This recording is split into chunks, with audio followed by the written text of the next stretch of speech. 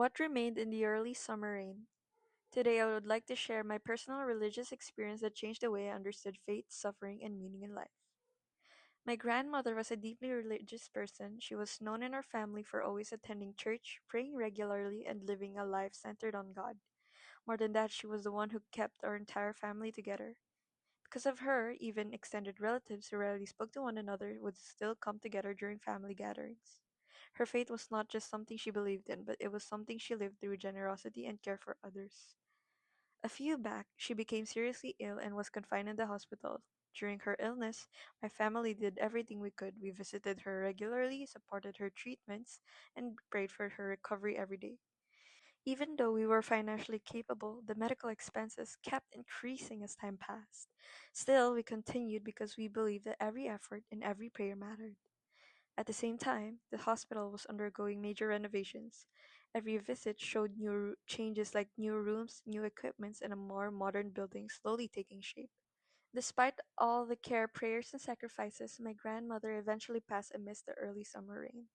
Her death left our family in deep grief. We not only lost her, but also felt the weight of everything we spent trying to save her.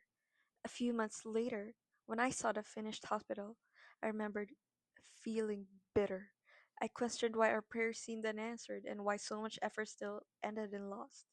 For a long time, I struggled with that question. I did not understand how something we prayed for so deeply could still end in pain. However, slowly something within me began to change as time passed.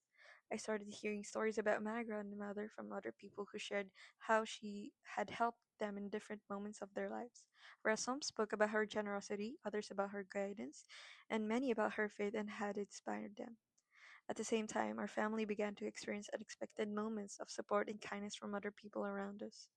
In our grief, we were not left alone. People reached out, comforted us, and reminded us of the kind of person my grandmother was. That was when I realized something important. Even though we lost her physically, her faith and the way she lived continued to affect others. The things she showed throughout her life did not end with her passing. It continued through the people she touched and through the support those same people gave back to us. That became my religious experience.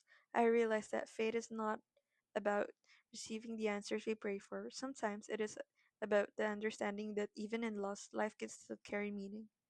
My grandmother's faith showed me that belief in God is not seen in moments of healing, but also in how people endure pain, remain kind, stay connected to one another, even in suffering.